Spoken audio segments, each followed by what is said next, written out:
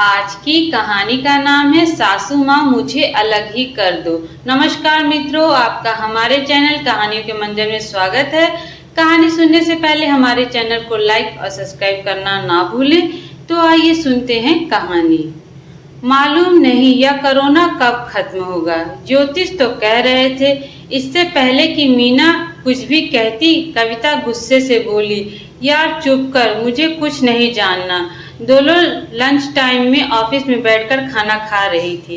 कविता को गुस्से में देखकर मीना ने पूछा, तेरी सीट पर कोई टेंशन है क्या? आज काम ज्यादा है क्या? कोई मीटिंग की प्रेजेंटेशन या प्रिपरेशन है? अरे यार ऐसा कुछ नहीं, कविता बोली। यह चीजें मुझे परेशान नहीं करती। परेशान करती हैं तो घर में मेरी जेठानी और मेरी सासू माँ भी उसके साथ ही मिल जाती हैं। पर तू तो कह रही थी कि घर में सब कुछ बहुत अच्छा है। तो मैंने अब मना कर कि वह अच्छे नहीं हैं। मैं तो उनकी सनक से परेशान हूँ। मेरी जिठानी को हर 10 दिन बाद कोई सनक लग जाती है, जिसके चक्कर में कि मेरा सारा काम रह जाता है और मैं मुश्किल में आ जाती हूँ। अभी कुछ दिन पहले उन्हें घर की सफाई की सनक लगी। पुरानी अलमारियां, बेड, छत जाने कहां कहां चढ़कर सफाई नहीं कर रही थी।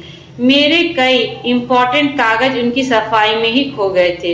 हस्बैंड ने बहुत से पुराने बिल और पुरानी रसीदें जो कि ऊपर अलमारी के टांड में संभाल कर रखी थी, सब फेंक दी। डस्टबिन के कूड़े में से कागज छांटते छांटते हम दोनों की पूरी रात हो गई और दफ्तर भी आना था।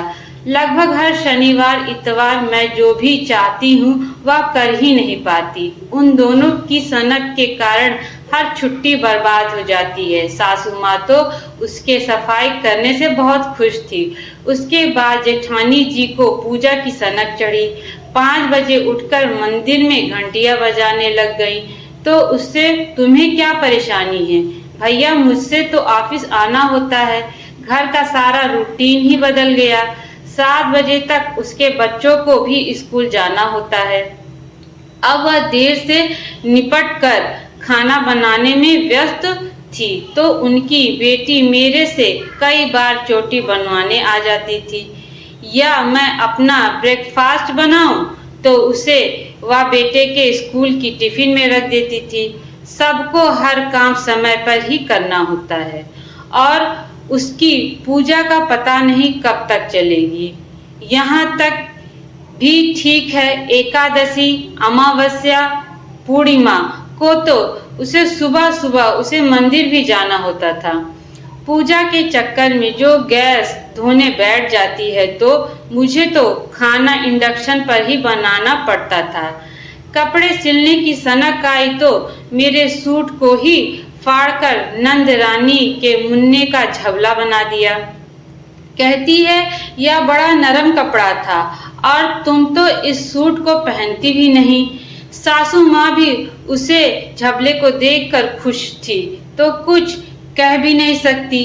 ऐसे ही कभी स्वेटर बुनने की, योगा की टेंशन, न्यूट्रिशन की, जाने किस किस चीज की सनक आती है और झेलनी मुझे पड़ती है।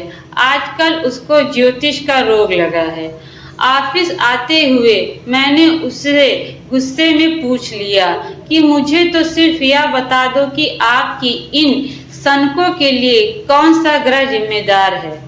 मैं तो बोलकर आ गई, लेकिन मुझे पता है कि जाने पर महाभारत तो झेलनी ही होगी। सच कह रही हूँ, आज अगर बात बड़ी हो तो घर में ही कह दूंगी कि सासू माँ मुझे अलग ही कर दो। पाठक कण, आपका इस बारे में क्या ख्याल है? मेरे प्यारे मित्रों, आज की कहानी यहीं पे समाप्त होती है। मेरी कहानी आप लोग को कैसी लगी कमेंट करके जरूर बताइएगा। धन्यवाद।